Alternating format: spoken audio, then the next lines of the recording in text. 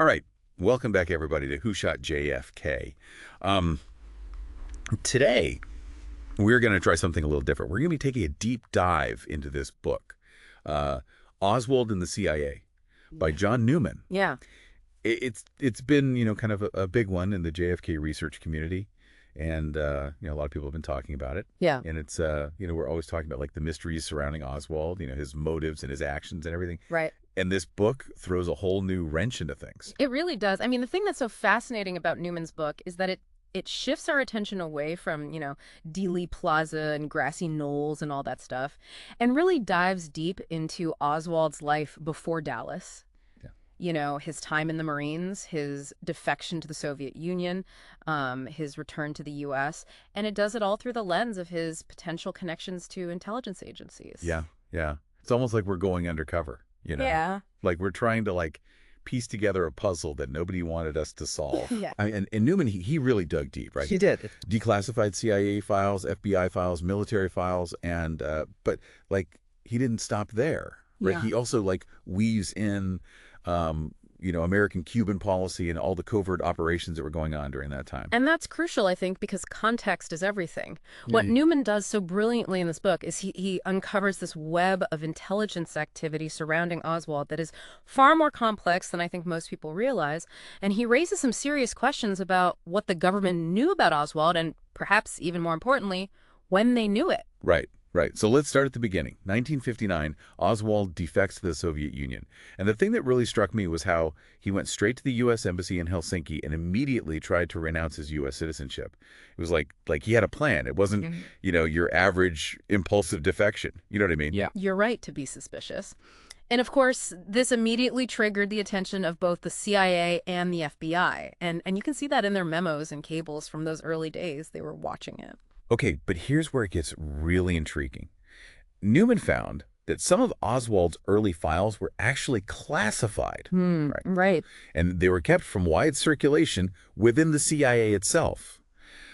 He even argues that Oswald was placed on the CIA's lingual watch list before his official 201 file was even opened. Now, for our listeners who aren't familiar with that term, that means his mail was being intercepted. Right, and read by the CIA. So this is some pretty serious stuff. Yeah. Even before they officially opened a file on him. Right. And there's another layer to this, too. Remember James Angleton, the CIA's counterintelligence chief? He was convinced that there was a mole in the Soviet-Russia division, right? And Oswald's defection would have definitely raised some red flags. Imagine, the context here. Young, ex-Marine, potentially with access to sensitive information, defects right when you're in the middle of this mole hunt. Talk about bad timing. Wow. So we have Oswald on the radar of intelligence agencies from the very beginning. But let's not forget, he's living in the Soviet Union, supposedly embracing their way of life, right? But Newman also dives into Oswald's time in Minsk, and particularly his encounters with these two American journalists. Yes. Aline Mosby and Priscilla Johnson. And these interviews, they kind of give us this glimpse into Oswald's personality and his motivations. Yeah, and these weren't just random encounters either. Newman points out that this guy, John McVicker, who was an embassy official, seemed very interested in Oswald, even insisted that Priscilla Johnson interview him. Wow. Yeah, and it makes you wonder, what was McVicker hoping to find out?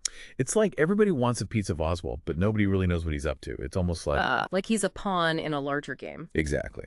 Exactly. Yeah. And speaking of games, we need to talk about what was happening in the world at the time. I mean, the early 1960s, intense Cold War tension. And the CIA was deeply involved in all these covert operations against Cuba, including plans to assassinate Fidel Castro. Now, Newman suggests that there might actually be connections between Oswald and these operations. He introduces some intriguing figures, like Jerry Patrick Hemming, who claims to have met Oswald in Los Angeles in 1959. Now, Hemming later admitted that he was working with the CIA, trying to infiltrate pro-Castro groups. Wow. And he says that he actually warned Cuban revolutionaries to steer clear of Oswald because he suspected Oswald was working for naval intelligence. He was a real character, this Hemming guy. I mean, his own mercenary group was called, like, the Intercontinental Penetration Force. I can't make this stuff up. But it really speaks to, like, the kind of world we're talking about. Absolutely. And then there's June Cobb, another figure with alleged CIA ties. Right. And Newman explores her link to this network of individuals involved in covert operations against Cuba. And there might even be a connection to Oswald through this guy named Douglas K. Genskow. Now, Genskow had documents about covert activities, including one claiming that Ka had forced a relative of Ambassador Henry Cabot Lodge to have an abortion after she got pregnant with Fidel Castro's child. Now, whether that's true or not. Yeah, that's a bombshell for sure. It is. But it shows just how wild things were back then, right? Yeah. I mean, American policy towards Cuba was incredibly aggressive. Eisenhower and then Kennedy they were authorizing all these covert operations, training Cuban exiles, even plotting to kill Castro. Yeah. Mm-hmm. In that context, it's not hard to imagine that someone like Oswald, with his military background and Soviet defection, could have gotten caught up in that world, maybe even unknowingly. Right. So Oswald returns to the U.S. in 1962, and guess what? The FBI is still watching him. Still watching him. They interview him, but despite some red flags, they actually conclude that he's not a security risk. Yeah. And then in October 1962, they close his file. But Newman really challenges that decision. Yeah. He points out that Oswald was still connected with communist groups. He was even subscribing to The Worker. Closing his file just seems... reckless. I think reckless is putting it mildly. I think that Newman argues that the FBI either underestimated or deliberately overlooked the potential danger that Oswald represented. It's one of those what were they thinking moments. And this leads us to a turning point. Oswald's moved to New Orleans in 1963 and his very public involvement with the Fair Play for Cuba Committee. Yes. This is where his pro-Castro activities really take center stage. Yeah, he's trying to establish a local chapter of the FPCC. He even gets into this street fight with these anti-Castro Cuban exiles. It's this bizarre contrast to the earlier suspicions that he might have been a CIA asset. It's like he's playing both sides. And, of course, both the FBI and the CIA are watching all of this unfold. Yep. You know, they're monitoring him through surveillance and informants. They know what he's doing, and they're not stopping him. And then there's the A.J. Hadel alias that he starts using around this time, which we know pops up later when we talk about the rifle used in the assassination. Right. It adds this whole other layer of mystery to Oswald's activities in New Orleans. It really does. So we have, we know he's got ties to intelligence agencies, maybe involved in covert operations, using aliases, and now he's publicly supporting Castro. I mean, what does it all mean? Is he a lone wolf, a double agent, a pawn, or something else entirely? Yeah, that's the question that keeps coming up, isn't it? And it takes us right to his trip to Mexico City, which is where things get even more convoluted. Oh, Mexico City, that's a whole other can of worms. Yeah. It's a whole other can of worms. Yeah, it is. And we'll get to that in just a moment. We'll pick up right where we left off. Oswald's mysterious trip to Mexico City. Yeah, this is where the story takes a turn into even, deeper intrigue. September 1963. Oswald heads down to Mexico City, supposedly to secure visas to travel to Cuba and then on to the Soviet Union. He visits both the Soviet and Cuban consulates, but things get very murky very fast. Okay, so what makes this trip so suspicious? Especially, considering everything we've just talked about the CIA and their focus on Cuba at the time. Well, I mean, think about it. This is like the height of the Cold War. The U.S. is actively trying to undermine Castro. And here's Oswald, a known defector with these potential intelligence ties, popping up in Mexico City wanting to go to Cuba. It's like a recipe for suspicion. Right, and the CIA was all over it. They were intercepting phone calls allegedly made by Oswald to both consulates. Exactly. But here's where Newman throws a curveball. His analysis of these calls reveals some pretty major inconsistencies. The voice, the language skills, even Oswald's supposed knowledge of certain events, it just doesn't add up. Newman suggests that we might actually be dealing with an imposter. Hold on. An imposter. That sounds like something out of a spy movie. So if it wasn't Oswald making these calls, who was it? And why? Well, that's the million-dollar question, isn't it?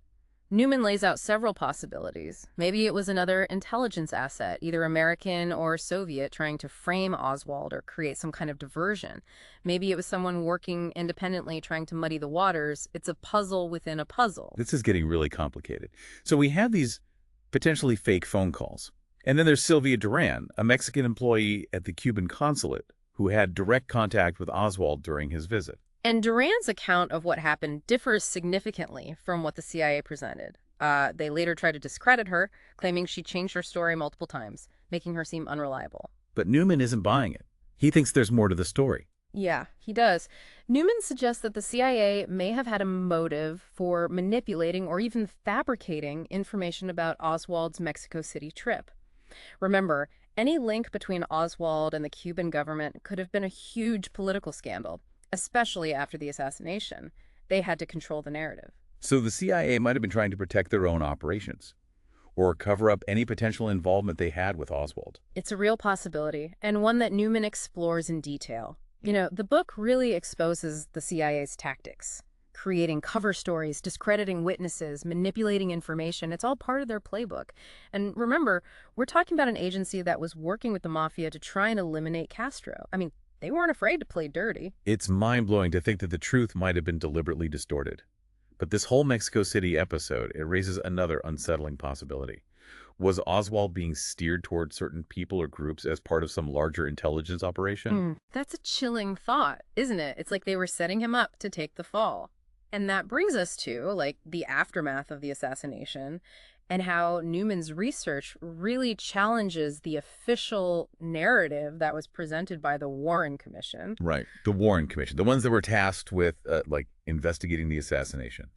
And they concluded, famously, that Oswald acted alone. That's right. But Newman's meticulous examination of the evidence suggests that there might have been this deliberate effort to suppress information that could have pointed to a conspiracy. So, like a cover-up, what kind of things are we talking about here? What did they hide? Well, think back to how Oswald's early files were handled within the CIA. Right. Newman argues that this wasn't just bureaucratic incompetence. It was a deliberate attempt to control the flow of information and shield secrets that could have been embarrassing to the government. And they relied very heavily on those intercepted phone calls from Mexico City. Right. They did, to link Oswald to the Cuban and Soviet consulates. But, as we discussed, Newman's analysis of those calls casts serious doubt on their authenticity.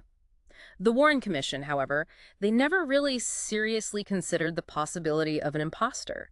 It seemed like they were determined to stick to the lone gunman theory, even if it meant overlooking or dismissing evidence that didn't fit their narrative. This all sounds incredibly suspicious. If Newman is right, why would the government go to such lengths to, cover up this information? What were they trying to protect? That is the ultimate question, isn't it? And it's one that kind of continues to haunt us. Now, Newman doesn't offer, a definitive answer, but he proposes that the truth might have been too much for the American public to handle at the time. You mean, the truth could have been so explosive? So damaging to the image of the government that... Exactly. Imagine if it came out that Oswald was a pawn in some larger intelligence operation, or that there were missed opportunities to prevent the assassination. It could have shattered public trust and destabilized the country during this period of, really intense Cold War tension. So, the assassination and the subsequent cover-up, it might have been a way to protect not only national secrets, but also, the image and stability of the American government itself. That's a chilling but very real possibility that Newman's work forces us to confront. And it helps explain why certain information about Oswald has been kept hidden for so long, The truth can be a dangerous thing, especially when powerful interests are at stake. Okay, this is a lot to absorb. We've gone from Oswald's defection to his time in the Soviet Union to his suspicious activities in New Orleans and Mexico City. It's like peeling back layers of an onion, and each layer reveals something more disturbing. But we're not done yet. There's one more piece of the puzzle we need to examine. Oswald's return to the U.S. and his continued surveillance by the FBI. Remember, they closed his file in '62, but that didn't mean they stopped watching him. And what they observed raises even more questions about what they knew and when they knew it. We'll be right back after a quick word from our sponsors. All right, so we're back, and we're going to be wrapping up our deep dive into John Newman's Oswald and the CIA. And we left off talking about Oswald's return to the U.S. in '62 and how the FBI continued to keep tabs on him even after closing his file. Yeah, it's a period that, I think is often overlooked, but Newman highlights some really strange occurrences. And they really contradict Oswald's pro-Castro image. Remember he was publicly supporting the Fair Play for Cuba committee, even got into that scuffle with anti-Castro groups. But then he starts showing up in these unexpected places. Yeah, you mean rubbing shoulders with anti-Castro figures? I remember reading about his encounters with Guy Bannister, that former FBI agent turned private investigator. Exactly. Bannister was deeply involved in all the anti-Castro activities down in New Orleans. His office was even in the same building as the Cuban Revolutionary Council, a group, with ties to the CIA that trained Cuban exiles for the Bay of Pigs invasion. It's crazy. On the one hand, you have Oswald, the supposed pro-Castro activist, And on the other hand, he's hanging out with these staunch anti-Castro figures, some with connections to intelligence operations. What was he doing? Yeah, that's the question Newman grapples with. I mean, was Oswald playing both sides? Was he deliberately trying to infiltrate or disrupt both pro and anti-Castro movements, or was he being manipulated, used as a pawn without even realizing it? Right. It's like something out of a spy novel, all these double agents and hidden agendas and stuff. I mean, you start to wonder if anyone truly knew what Oswald was up to, maybe even Oswald himself. And I think the most unsettling part of all this is that both the FBI and the CIA, they were aware of these kind of contradictory activities. They were watching him, but they didn't seem to intervene or even try to understand what was really going on, almost like they were letting him play out his role, whatever that role may have been.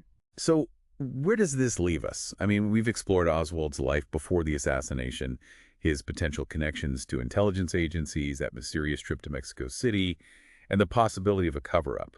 What are the key takeaways here from Newman's book? I mean, what do you think, what do we need to remember? Well, I think the most important takeaway is that the story of Lee Harvey Oswald is far more complex and disturbing than I think we've been led to believe. Newman's research really challenges this official narrative of the lone gunman, It forces us to confront this possibility that Oswald was entangled in this web of intelligence operations, a web that ultimately led to his death and the assassination of President Kennedy. Yeah, it's a very sobering thought, isn't it? That maybe the truth about one of the most pivotal events in American history has been deliberately obscured. That maybe powerful forces were at play behind the scenes. Absolutely. And, Newman's book doesn't give us all the answers, but it does force us to ask these hard questions, about the nature of power, the role of these intelligence agencies, and just the fragility of truth in this world of secrets and deception. Yeah, he leaves us with this final thought, I mean, this challenge to really think critically about the events that shaped our world.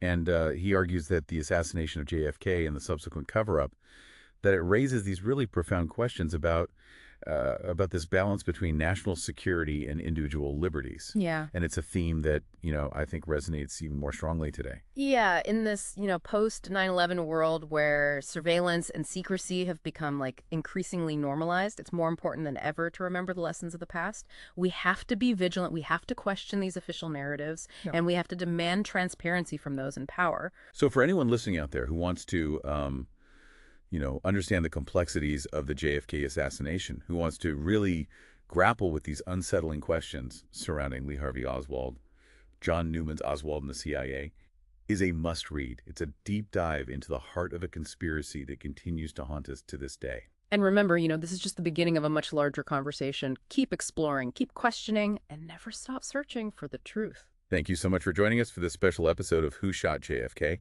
We'll be back next week with another deep dive into the mystery surrounding the Kennedy assassination. Until then, stay curious.